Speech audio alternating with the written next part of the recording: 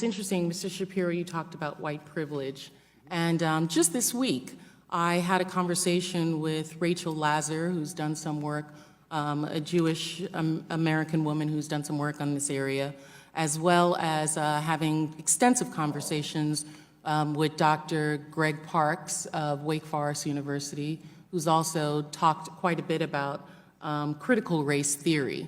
And it's my understanding that white privilege is not telling individuals that they cannot speak, but it is a term for societal privilege that individuals have as a benefit of their white skin.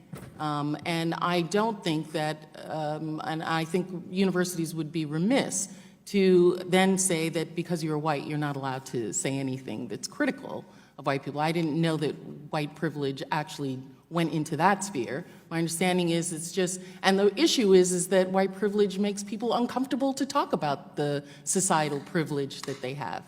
Well, to me, what I say on campuses all the time is if you want to cite instances of racism that we can all find and fight together, that's something that I'm more than willing to stand next to you and fight, because that's obviously stuff that we should fight together. But when you just say that there is a white privilege out there in the ether and that by dint of birth your skin color generates for you an advantage, what you're really saying to people is that your view is less valuable because you have not experienced what I've experienced. And that is an identity argument, that's a character argument, that's not a rational political argument that can actually be taken on in any way. It's more of a cudgel and a club than it is an attempt to open a discussion. Well, I think it's a demonstrable evidence that through society's demographics that being white has societal privileges that being black does not. But we can talk about how that manifests, because that's I'm also interested in what you just said now, is that you would stand next to anyone who has this.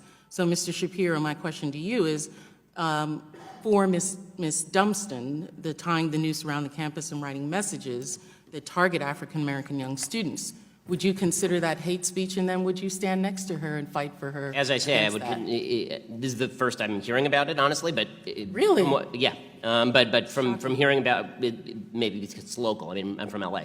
But in any case, I'm more than happy to stand alongside her and fight whatever group was responsible for this. Not only more than happy. I mean, you're talking about the alt-right. Again, I was the #1 target of anti-Semitic harassment from the alt-right last year.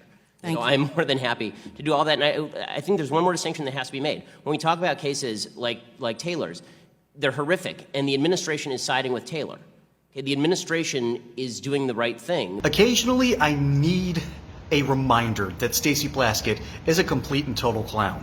She made a complete clown of herself during the Twitter disinformation hearing that was held a couple of months ago, and she made herself look stupid. She was out of order. She was out of line. And that's kind of just par for the course for a whole lot of the up-and-coming Democrats.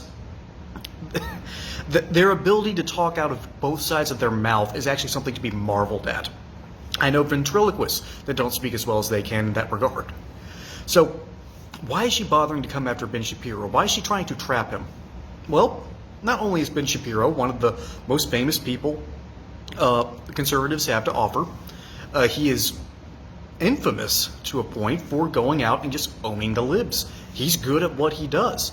And if you can make a god bleed, then you take the shot every time. Unfortunately, Stacey Plaskett tried a shot and completely missed, and ultimately realized that, oh, I might have more in common with Ben Shapiro's point than what I was originally stating. Because when you try to come after someone using the term white privilege, you should already discount their opinion. But remember, Ben Shapiro actually has been the target of the alt-right for forever, because he stands up to guys like Dick Fuentes and basically calls them out for being imbeciles. And that's not really hard to do, but the fact that Ben Shapiro does it should remind everyone that even the right can criticize itself, which is something the left has never been able to do.